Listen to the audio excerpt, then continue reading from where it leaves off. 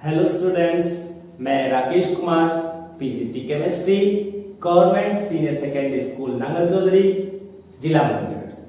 आइए आज हम शुरू करते हैं एक नया अध्याय जिसका नाम है क्या हमारे आसपास के पदार्थ शुद्ध है।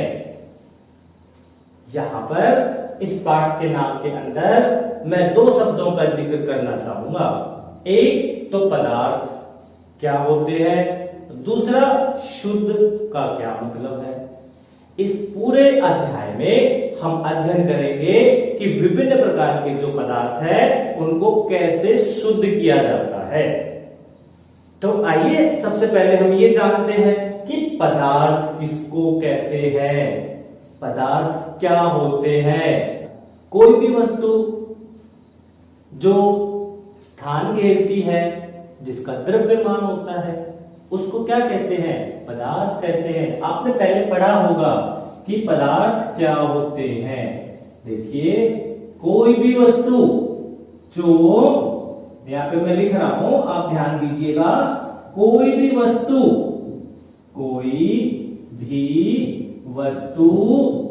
जो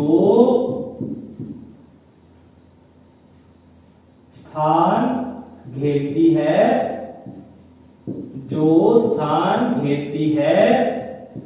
और जिसका द्रव्यमान होता है।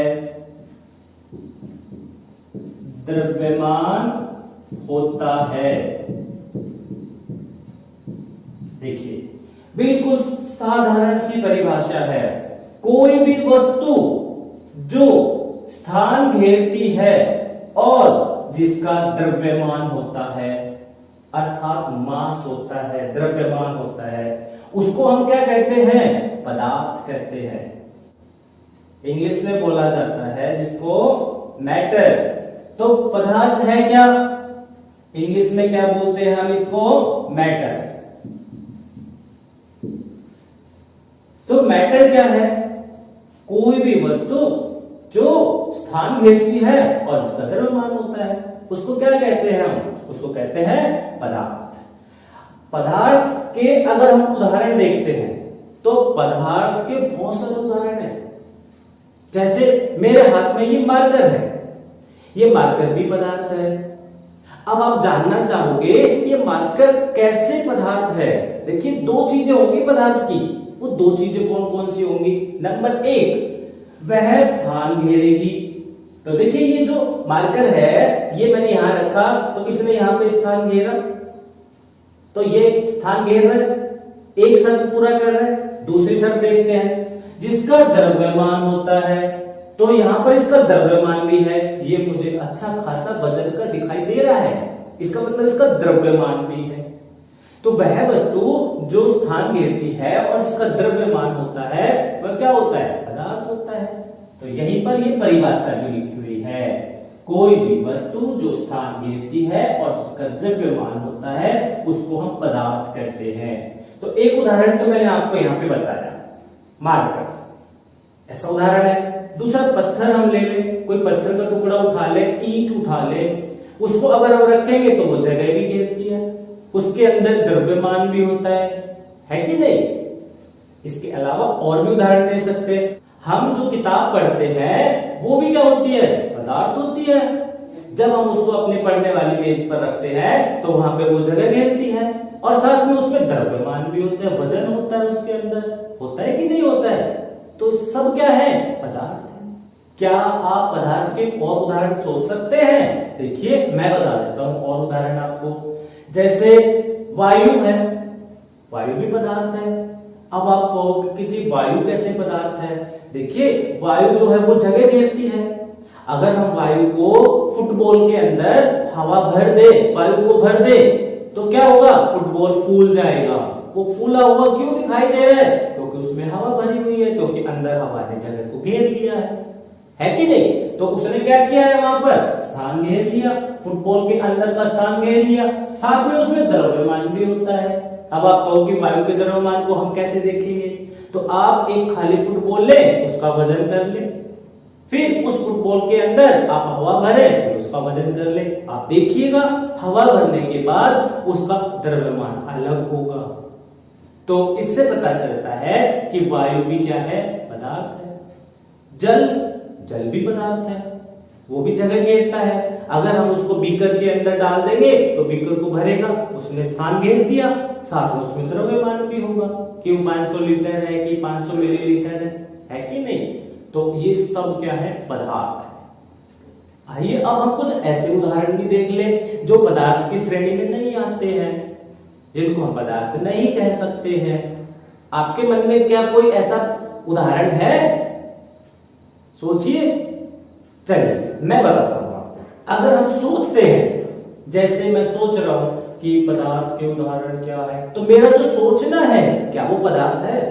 नहीं है, क्योंकि सोचना जो है, जो मैं थिंकिंग कर रहा हूं, सोच रहा हूं, उसमें कोई स्थान नहीं गिर रहा है और ना ही उसका कोई द्रव्यमान है। तो क्या हम सोचने को पदार्थ कह सकते हैं? नहीं कह सकते। और देखिए, मुझे कहीं जो है दुख है मन के अंदर, किसी प्रकार का मेरे मन के अंदर दुख है, तो क्या वो पदार्थ है? नहीं है, क्योंकि ना तो वो कोई जगह घेर रहा है और ना ही कोई उसके अंदर जो है द्रव्यमान है। तो मेरे क्या, अब मुझे लगता है कि आपको समझ आ गया होगा कि पदार्थ किसको कहते हैं। चलिए अब हम पदार्थ को जानने के बाद में यह देखते हैं कि पदार्थ को कितने भागों में बांटा जा सकता है। ठीक है, चलिए। वैसे तो हम पदार्थ की अगर अवस्थाओं के बारे में बात करें तो पदार्थ की मुख्य रूप से 3 अवस्थाएं होती है, ठोस, द्रव, गैस।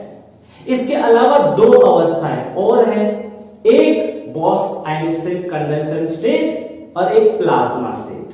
तो कुल मिलाकर के तो 5 अवस्था होती है पदार्थ की, लेकिन हम यहां पर अपने इस अध्याय के अंदर 3 अवस्थाओं के बारे में बात करेंगे, ठोस, द्रव और गैस। ठोस, द्रव और गैस। ठोस जिसका आयतन आकार निश्चित होता है, ठोस पदार्थ कहलाते हैं, और जिनका आयतन निश्चित हो परंतु आकार निश्चित ना हो वो द्रव कहलाते हैं, और जिनका ना आकार निश्चित हो ना आयतन निश्चित हो उसको गैस कहते हैं। है कि नहीं? पढ़ रखा है आपने ये सब। चलिए अब हम उससे आगे आते हैं कि जो पदार्थ है उसको कितने भागों में बांटा जा सकता है। पदार्थ का वर्गीकरण, पूरा जो हम अपने चारों ओर पदार्थ देखते हैं उसको हम 2 भागों में बांट सकते हैं। वो 2 भाग कौन से हैं? देखिए, नंबर 1 तो है शुद्ध पदार्थ और नंबर 2 है अशुद्ध पदार्थ। नंबर 1 शुद्ध पदार्थ, नंबर 2 अशुद्ध पदार्थ। शुद्ध और अशुद्ध, तो यहां पर मैं जो आपसे बता रहा था कि मैं 2 शब्दों के बारे में आपसे बात करूंगा, एक पदार्थ और एक दूसरा शुद्ध। तो पदार्थ के बारे में तो हम पढ़ चुके हैं, अभी हम बात कर रहे हैं कि शुद्ध क्या होता है। देखिए, पदार्थ के प्रकार में आता है कि पदार्थ शुद्ध या अशुद्ध 2 प्रकार के होते हैं। अशुद्ध जो पदार्थ होते हैं उनको हम मिश्रण भी कह देते हैं। इसको हम थोड़ी देर में लेते हैं, अभी हम जरा अध्ययन करते हैं कि शुद्ध पदार्थ क्या होते हैं। प्योर सब्सटेंस, शुद्ध पदार्थ। देखिए, शुद्ध पदार्थ वो पदार्थ होते हैं जो एक ही प्रकार के कणों से बने हुए हों। देखिए, मैं बहुत सिंपल से लिख रहा हूं कि शुद्ध पदार्थ किसको कहेंगे। शुद्ध पदार्थ कहेंगे जो एक ही प्रकार के कणों से बने हों। शुद्ध पदार्थ कौन होते हैं? वे पदार्थ जो एक ही प्रकार के कणों से बने होते हैं, कणों से बने होते हैं,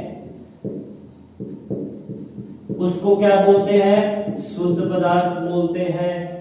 आपने अपने घर में भी शुद्ध पदार्थ कहते हुए सुना होगा, सुना है कभी? आप देखो, याद करो, जब आपकी माता जी कहीं बाहर से दूध लेकर के आते, लाते हैं ना दूध, तो कई बार घर में क्या कहते हैं? आज दूध शुद्ध नहीं है। कभी आपने सोचा कि वो दूध शुद्ध नहीं है? ऐसा कहने का मतलब क्या है? आप में से कुछ तो जानते होंगे कि दूध शुद्ध नहीं है, इसका मतलब कि उस दूध के अंदर क्या मिला हुआ है? पानी मिला हुआ है, और पानी मिलाते वो क्या हो गया है? अशुद्ध हो गया है। तो अगर वो केवल दूध ही होता, उसमें पानी नहीं मिलाते, तब तो वो दूध शुद्ध गिनते हैं। तब तो उस दूध को शुद्ध मानते हैं घर के अंदर। लेकिन अगर उसमें पानी मिला गया है तो वो अशुद्ध हो जाता है कि नहीं? तो कैसा उदाहरण है ये वैसा ही तो है कि अगर एक ही प्रकार के कण थे तो शुद्ध, अगर दूध के ही कण थे तो शुद्ध, और उसमें जल मिला गया अशुद्ध। और एक और उदाहरण लेते हैं इसी प्रकार का। हमारे घर में कई बार घी बाहर से खरीद के लाते हैं, खाते हैं ना आप लोग घी। जब घी खरीद के लाते हैं तो उस घी के अंदर बहुत से लोग जो लालची होते हैं आलू मिला देते हैं और भी मिला करके बेच देते हैं। तो ऐसा घी अगर हमारे घर में आ जाता है कभी, तो क्या करते हैं हम, क्या कहते हैं, माता जी क्या कहती हैं? अशुद्ध घी आ गया, शुद्ध नहीं है, प्योर घी नहीं दिया, कहते हैं ना ऐसा। तो प्योर घी, प्योरिटी का क्या मात्रक है? कैसे मापेंगे कि वो प्योर है, शुद्ध है? अगर उसमें कोई दूसरा पदार्थ, जो पदार्थ हमें चाहिए उसके अलावा अगर कोई दूसरा पदार्थ मिला दिया है तो वो क्या बन जाता है? अशुद्ध बन जाता है। तो मुझे लगता है कि अब आपको समझ आ गया होगा कि शुद्ध पदार्थ किसे कहते हैं। वह पदार्थ जो एक ही प्रकार के कणों से मिलकर बना होता है उसको शुद्ध पदार्थ कहते हैं, है कि नहीं? अब ये जो मैंने उदाहरण दिया आपको, ये तो हमारे दैनिक जीवन के उदाहरण है। लेकिन विज्ञान के अंदर हम शुद्ध किसको कहेंगे? विज्ञान में जब हम शुद्ध की परिभाषा पढ़ते हैं तो हम ये कहते हैं केवल एक ही प्रकार के कणों से बना हुआ हो, उसमें दूसरे प्रकार का कण ना हो। दूध का जिसका मैं उदाहरण दे रहा था आपको कि पानी मिला दिया तो अशुद्ध हो गया, वो ठीक है, हम अपने सामान्य बातचीत के अंदर उपयोग करते हैं कि दूध में पानी मिला दिया तो अशुद्ध हो गया। लेकिन दूध अगर विज्ञान की भाषा के हिसाब से देखते हैं तो दूध जो है वो अशुद्ध ही है। क्यों? क्योंकि उसके अंदर जल भी होता है, उसके अंदर कैल्शियम जैसे तत्व भी होते हैं ना कैल्शियम, उसके अंदर फैट, वसा वो भी होती है, तो उसमें तो बहुत सारे कण मिले हुए हैं अलग अलग।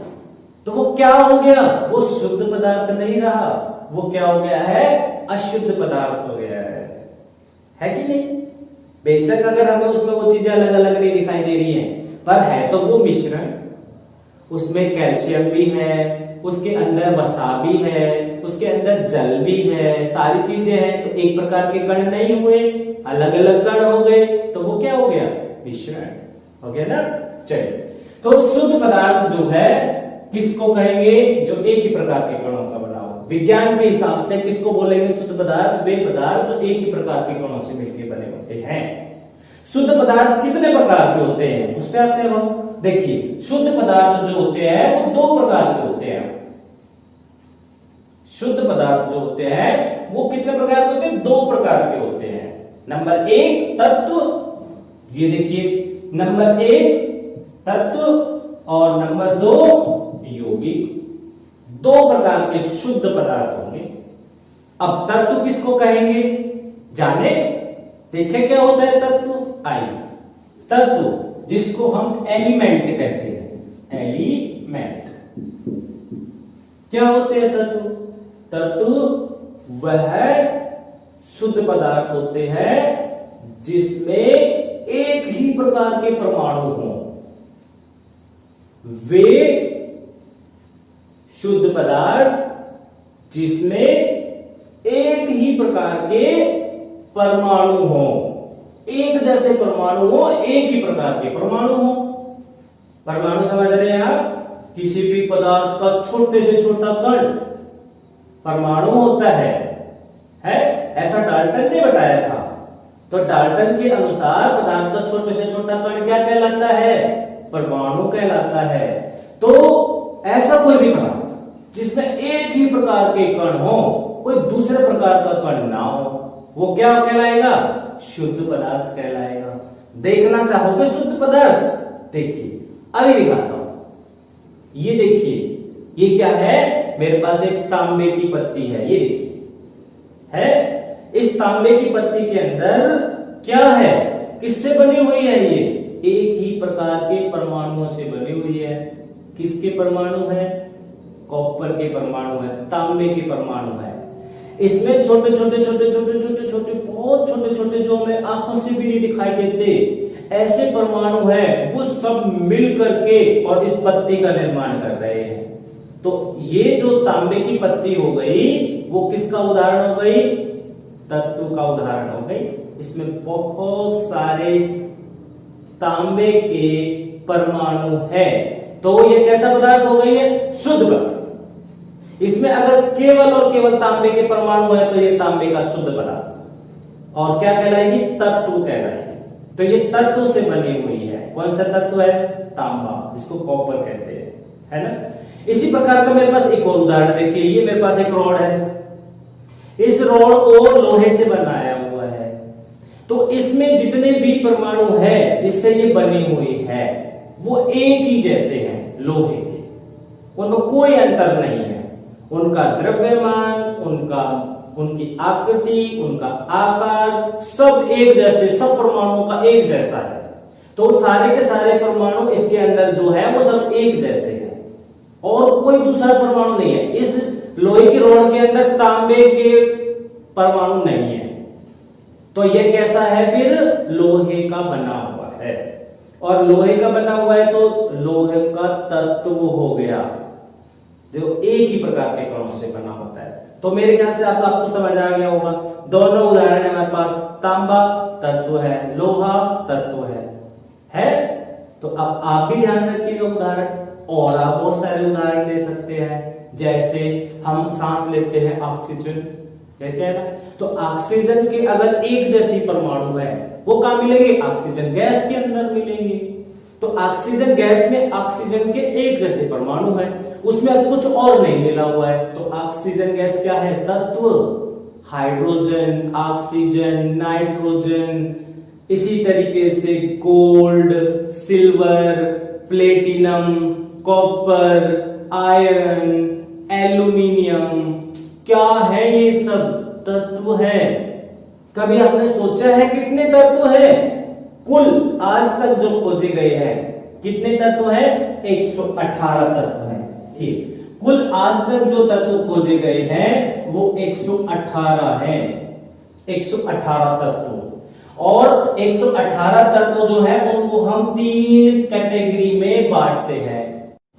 तो आइए उदाहरण के पश्चात हम इसकी परिभाषा भी देख ले। बहुत सिंपल से शब्दों में लिखूंगा मैं। क्या होता है तत्व? वह शुद्ध पदार्थ जो एक ही प्रकार के परमाणुओं से बना होता है, उसे क्या कहते हैं? तत्व कहते हैं, एलिमेंट। वो शुद्ध पदार्थ जो एक ही प्रकार के परमाणुओं से बना हुआ है। अभी मैंने आपको दिखाया था कि तांबे की पत्ती तांबे के परमाणु से बनी हुई है तो शुद्ध है, तो उसको हम बोल देंगे कि वो तांबा तत्व है। ठीक है, अब हम जरा इस तत्व के वर्गीकरण पे आते हैं। उससे पहले देखते हैं कि कुल कितने प्रकार के तत्व हैं हमारे चारों ओर। आज तक जो खोजे गए हैं वो कुल 118 तत्व है, जो आज तक खोजे गए हैं। आज तक 118 तत्व। इन 118 तत्वों को हमने 3 भागों में बांटा हुआ है। नंबर 1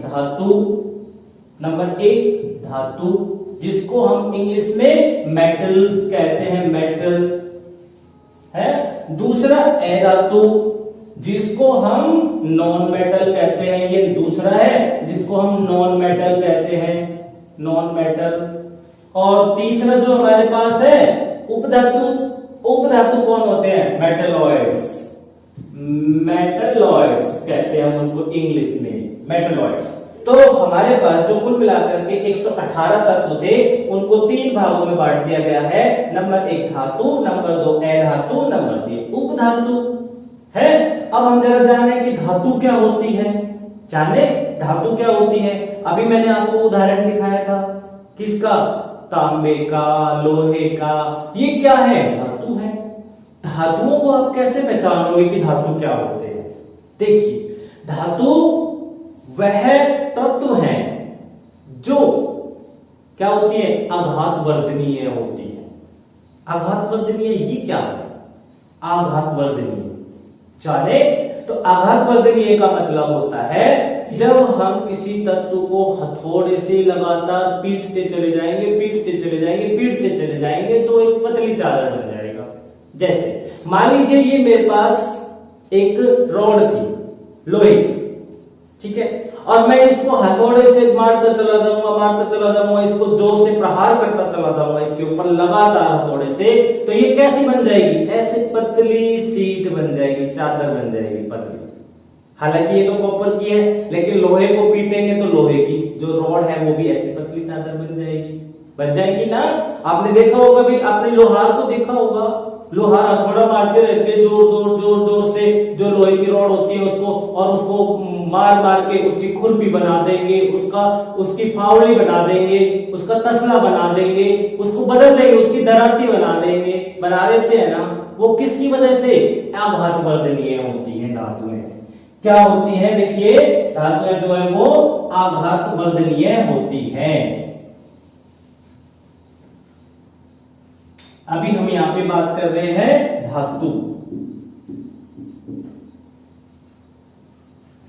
धातु की बात कर रहे हैं हम यहां पर। देखिए धातु क्या होती है, मैंने बताया कि आघातवर्धनीय होती है धातुएं। आघातवर्धनीय का मतलब बताया कि मेरे पास यहाँ पर एक ये रॉड है और इसको हथौड़े से पीटता चला जाऊं, तो ये क्या बन जाता है? ये एक पतली चादर के रूप में बदल जाता है। देखो कितना पतला है कि नहीं? तो पतली चादर बन गया है। कभी ये ऐसे रॉड थी और उसको पीट करके पतली चादर बना दिया। इस गुण को आघातवर्धनीयता कहते हैं। तो धातुएं जो होती है वो आघातवर्धनीय होती है, ठीक है। आइए धातुओं का एक और गुण देखते हैं कि धातुएं क्या होती हैं। दूसरा गुण है कि धातुएं तन्य होती है। तन्यता का मतलब क्या होता है? तन्यता का मतलब होता है कि जब हम तत्वों को, वो तत्व जिनको हम खींच करके तार बना ले, देखिए तार बन जाए, ये देखिए तार बन जाए, पतले तार, इस गुण को हम तन्यता कहते हैं। तो जितनी भी धातुएं हैं उसको अगर हम खींच दें तो क्या बन जाएगी? वो तार बन जाएगी। और इस तार को हम किस गुण की वजह से बना पा रहे हैं? तन्यता के गुण की वजह से। ये धातुओं में होता है ये गुण, अधातुओं में नहीं होता है, केवल धातुओं में गुण होता है। इसके अलावा हम और भी गुण ले सकते हैं। धातु बहुत से गुण होते हैं। जैसे आप एक और लेते हैं कि धातुएं जो होती है वो विद्युत की चालक होती है, विद्युत चालक होती है धातुएं। यदि हम उनमें से विद्युत धारा गुजारे तो उनमें से विद्युत धारा गुजर जाती है। जैसे ये तार है देखिए ये मेरे पास एक तार है और ये धातु का बना हुआ, इसके अंदर जो ये मुझे देखिए बारीक बारीक जो तार दिखाई दे रहे हैं, ये दिख रहे हैं, देखो ये देखिए, ये किसके बने हुए हैं? धातु के बने हुए हैं, एल्यूमिनियम के। ये एल्यूमिनियम के तार है। एल्यूमिनियम क्या है? धातु। और जब मैं इसको प्लग के अंदर लगा दूंगा और स्विच को ऑन करूंगा तो दूसरे सिरे के ऊपर क्या आ जाएगी? विद्युत धारा आ जाएगी। तो ये तार जो इसके अंदर एल्यूमिनियम का, ऊपर तो रबड़ का कवर जरूर चढ़ा हुआ है इस पे, लेकिन इसके अंदर जो एल्यूमिनियम का तार है, तांबे का भी हो सकता है ना। तो ये जो अंदर जो तार है ये क्या कर रहा है? विद्युत धारा का चालन कर रहा है। इधर से मैं प्लग में लगा रहा हूं और वो विद्युत धारा को इधर पहुंचा, तो ये क्या हो गया? ये तार विद्युत धारा का चालक। तो जितनी भी धातुएं होती हैं सब विद्युत धारा का चालन करती हैं। केवल एक धातु ऐसी है जो विद्युत धारा का चालन नहीं करती, वो है लेड, सीसा। वो विद्युत धारा का को चालक है, बाकी तो सब चालक होती है, ठीक है।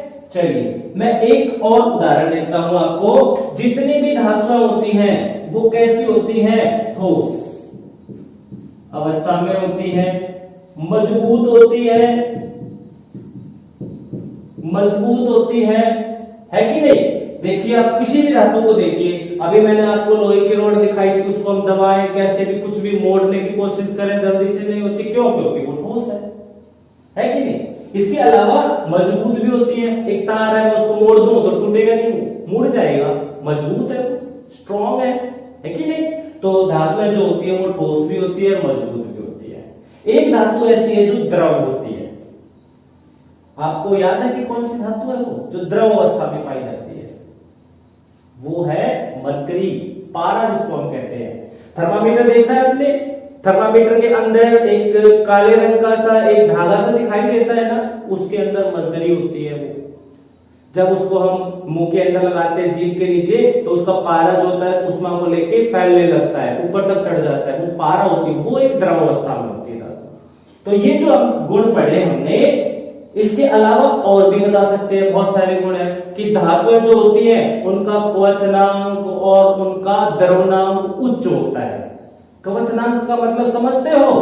क्वथनांक, क्वथनांक, क्वथनांक का मतलब वह तापमान जिस पर कोई पदार्थ क्या होता है?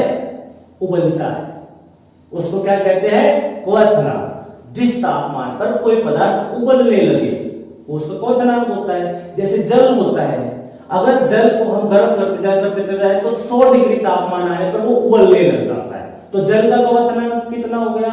100 डिग्री सेल्सियस, है ना। इसी प्रकार से एक और परिभाषा है द्रवनांक। द्रवनांक का मतलब क्या होता है? द्रवनांक का मतलब होता है वह तापमान जिस पर कोई ठोस पदार्थ द्रव अवस्था में आ जाए, अर्थात पिघल जाए। वह तापमान जिस पर कोई ठोस पदार्थ पिघलता है उसको क्या कहते हैं? द्रवनांक कहते हैं। जैसे बर्फ है, वो बर्फ देखिए ना, ठोस होती है, फ्रिज से निकालते हैं ठोस होती है, फिर हम उसको थोड़ी देर रख दें तो जैसे ही उसका तापमान 0 डिग्री पे पहुंचेगा ना, वो द्रव अवस्था में बदलना शुरू हो जाएगा, उसका जल बन जाएगा। तो 0 डिग्री सेल्सियस बर्फ का क्या हुआ? वो हुआ द्रवनांक। ठीक है, तो ये जो धातुएं होती है इनका क्वथनांक और द्रवनांक क्या होता है? उच्च होता है। समझ गए? हाई होता है, बहुत ज्यादा हाई होता है। कम तापमान पे ना उबलती है ना ये द्रव बनती है। ठीक है, तो ये धातुओं के कुछ गुण थे। तो अब अगर हमसे ये पूछा जाए कि धातुएं क्या होती है, तो आप क्या बताएंगे? वे तत्व जो आघातवर्धनीयता, तन्यता, विद्युत चालकता, ठोस होते हैं, मजबूत होते हैं, क्वथनांक, द्रवनांक जिनका उच्च होता है उनको धातुएं कहते हैं। सारे गुण धातुओं के हैं और भी बहुत से हैं, लेकिन अगर आपसे केवल ये धातु की परिभाषा पूछी जाती है तो वहां पर आप क्या बता देंगे कि वे तत्व जो आघातवर्धनीयता दिखाते हैं, तन्यता दिखाते हैं, ठोस होते हैं, मजबूत होते हैं, जिनके अंदर विद्युत धारा को चालन करने की शक्ति होती है, और जो क्वथनांक, द्रवनांक जिनका उच्च होता है, जिनका घनत्व उच्च होता है, जो एक विशेष प्रकार की ध्वनि पैदा करते हैं, धातुएं होते हैं। धातुओं के उदाहरण अगर पूछ ले तो धातुओं के उदाहरण में अभी मैंने बताया आपको Fe होता है लोहा। क्या होता है Fe? लोहा। तो लोहा क्या है? धातु। मैंने अभी आपको एक उदाहरण दिया Cu क्या होता है? तांबा, तांबा। इसी तरीके से Al क्या होता है? एल्यूमिनियम। क्या होता है? एल्यूमिनियम।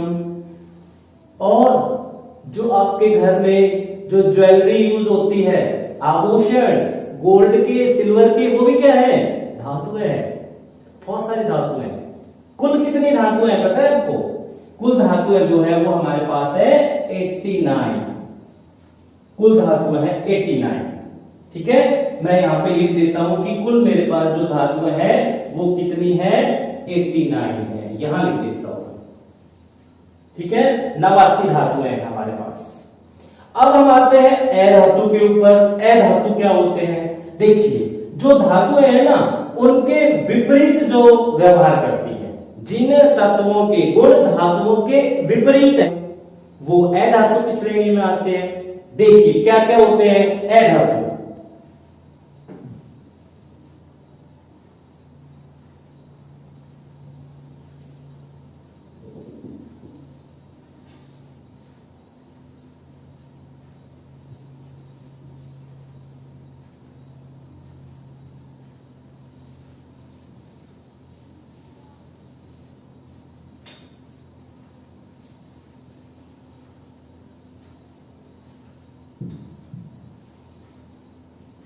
तो आइए देखते हैं अधातु क्या होती है। अधातु क्या होती है? आइए देखते हैं ए धातु क्या होती है, जिसको हम क्या कहते हैं? Non metal. मेटल नहीं है वो, नॉन मेटल, मेटल का कोई गुण नहीं उनमें, उसको बोलेंगे ए धातु। ठीक है, ए धातु क्या होते हैं? तो अभी हमने धातुओं के गुण पढ़े थे, धातुओं के गुण से जो उल्टा गुण दिखा दे, धातु वाले गुण ना दिखाए, वो ए धातु। अभी हमने धातुओं के गुण में पढ़ा था कि धातुएं अघातवर्धनीय होती है, तो ये ए धातु कौन होंगे? जो अघातवर्धनीय नहीं होते हैं, अर्थात जो अघातवर्धनीय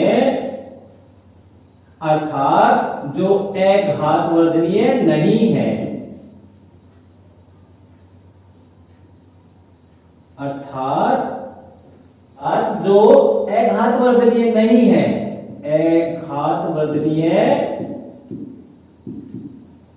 अघातवर्धनीय नहीं है, इसका मतलब समझ रहे हैं आप? उनको कोई भी ए धातु है हमारे पास, उसको हथौड़े से पीटना शुरू करें, लगातार पीटते चले जाए, तो वो पतली चादर नहीं बनेगी। क्या हो जाएगा? टूट जाएगा। जैसे सल्फर ले लें और सल्फर को हथौड़े से मारे, बिखर जाएगा टुकड़ों में, चारों तरफ टूट जाएगा। ऑक्सीजन है, ऑक्सीजन गैस है ना, ऑक्सीजन तत्व जो ऑक्सीजन गैस में होता है, उसको अगर हम हथौड़े से पीटे तो पतली चादर नहीं बनेगी, नहीं बनेगी। तो ऑक्सीजन क्या है? ए धातु। इसी तरीके से हम दूसरा और भी उदाहरण ले सकते हैं, बहुत सारे उदाहरण है। जैसे हमने लिया हाइड्रोजन, वो भी ए धातु है, उसके अंदर भी ऐसा नहीं होता कि उसको पीट करके पतली चादर बना देंगे हम। सल्फर हो गया, ऑक्सीजन हो गया, हाइड्रोजन हो गया, फास्फोरस हो गया, क्लोरीन हो गया, सब के सब क्या है? ए धातु है। तो ए धातु के जो मैं आपको उदाहरण बता रहा था, उनमें किसी में भी अघातवर्धनीयता का गुण नहीं होता। ठीक है, चलिए दूसरा हमने पढ़ा था कि धातुएं जो होती है वो तन्य होती है, लेकिन ए धातु जो होती है उनमें तन्यता नहीं होती, है, उनके अंदर तन्यता नहीं होती है जो धातु है। अर्थात अगर मेरे पास ए धातु है तो और मैं उसको खींचूं तो वो टूट जाएगी, तार नहीं बनेगी, खींच के तार नहीं बनाए जा सकते, है ना? तो वो क्या कहलाएगी? ए धातु कहलाएगी। इसके अलावा हमने पढ़ा था कि धातुएं चालक होती है, लेकिन ए धातुएं चालक नहीं होती है, वो विद्युत धारा का चालन नहीं करती है। देखिए ध्यान दीजिएगा आप यहाँ पर, विद्युत धारा का क्या नहीं करेंगी? चालन नहीं करेंगी, विद्युत धारा का चालन नहीं करती है। ठीक है, समझ आ गया होगा? अब जैसे विद्युत धारा का चालन नहीं करती है, मैं कोई भी ए धातु ले लूं, मान लो मैंने सल्फर ले लिया, मैंने ऑक्सीजन ले लिया, ऑक्सीजन तो हमारे चारों ओर है कि नहीं? मैंने मान लो ऑक्सीजन ले रखी है और विद्युत धारा वहां स्विच में खाली स्विच पड़ा हुआ है या तार खुले हुए हैं, तो उस तार से ऑक्सीजन के द्वारा विद्युत धारा मेरे तक नहीं आती, तो इसका मतलब ऑक्सीजन ने विद्युत धारा का चालन नहीं किया ना। तो इसका मतलब क्या हो गया कि ऑक्सीजन जैसे और भी बहुत सारे ऐसे तत्व हैं जो विद्युत धारा का चालन नहीं करते, और वो कौन से तत्व होते हैं? वो कहलाते हैं ए धातु। हाइड्रोजन भी नहीं करेगा, ऑक्सीजन भी नहीं करेगा, क्लोरीन भी नहीं करेगा, सल्फर भी नहीं करेगा, इसके अलावा क्लोरीन, ब्रोमीन, आयोडीन, ये सब जो ए धातु है वो कोई भी विद्युत धारा का चालन नहीं करती है, कारण कि वो ए धातु है। ठीक है, इसके अलावा हमने पढ़ा कि जो धातुएं होती हैं उनका द्रव्यनांक और क्वथनांक उच्च होता है, क्वथनांक उच्च होता है, लेकिन यहां पर ए धातु है, इनका द्रव्यनांक और क्वथनांक निम्न होता है। थोड़ा सा तापमान दो उबल जाएंगे, थोड़ा सा तापमान दो पिघल जाएंगे, तो द्रव्यनांक और क्वथनांक क्या है? इनका निम्न होता है। इनका मतलब कम होता है, निम्न होता है ना? तो आप ये जो गुण है ये किसके हैं? ए धातु के हैं। इनमें अपवाद हो सकते हैं। क्या? जो हम सामान्य गुण अध्ययन कर रहे हैं इनमें अपवाद हो सकते हैं। जैसे मैंने यहाँ पे एक लिखा है कि विद्युत धारा का चालन अधातु नहीं करती, लेकिन एक ऐसी अधातु भी है जो विद्युत धारा का चालन करती है, वो है ग्रेफाइट। जो कार्बन अधातु है ना, कार्बन अधातु का एक अपर रूप होता है जिसको बोलते हैं ग्रेफाइट। ग्रेफाइट आपने देखा है, सेल देखा है ना, जो टॉर्च में डालते हैं, सेल रेडियो में लगाते हैं वो सेल, उसको तोड़ते हैं, उसके अंदर एक रोड निकलती है काले रंग की, वो ग्रेफाइट की बनी होती है, वो विद्युत धारा का चालन करती है वहां पर। तो ग्रेफाइट एक ऐसी धातु हो गई जो विद्युत धारा का चालन कर रही है। तो अधातु में अपवाद भी हो सकता है, ऐसी धातुओं में अपवाद हमने पढ़ा था, है ना, कि जो धातुएं हैं वो विद्युत धारा का चालन करते, लेकिन शीशा जो एक ऐसा है, लेड, जो विद्युत धारा का चालन नहीं करता, पढ़ा था ना। तो अपवाद हो सकते हैं, ठीक है। तो ये हमारे पास कुछ अधातु के उदाहरण हो गए। अब मुझे लगता है कि आपको धातु और अधातु में अंतर पता चल गया होगा, ठीक। एक और बात मैं यहाँ पे बताना चाहूंगा कि अधातुओं की संख्या कितनी है? अधातुओं की संख्या है 22। कुल कितनी अधातुएं हैं? 118 में से 118 तत्वों में से 22 अधातु है। अब उपधातु कितनी बच गई? उपधातु बच गई है 7। उपधातु क्या होती है देखे, चलिए। उपधातु वे तत्व होते हैं जिसमें धातुओं के और अधातुओं के दोनों के गुण हो। क्या बोलेंगे उसको? उपधातु कहेंगे। उपधातु, आदि धातु और आदि अधातु, आधा गुण धातु का, आधा गुण अधातु का, अर्थात विद्युत का चालन भी नहीं भी, अर्थात एकात्मजनीय भी नहीं भी, तन्य नहीं भी। तो ये जो गुण आधा आधा अर्थात दोनों का गुण है, वो तत्व क्या कहलाएंगे? वो तत्व कहलाएंगे उपधातु। इनको मेटलॉइड कहते हैं इंग्लिश में, है ना। और इनकी संख्या कितनी है? 7। तो आइए अब जरा हम उपधातु के उदाहरण भी देख ले। चलिए, उपधातु के उदाहरण।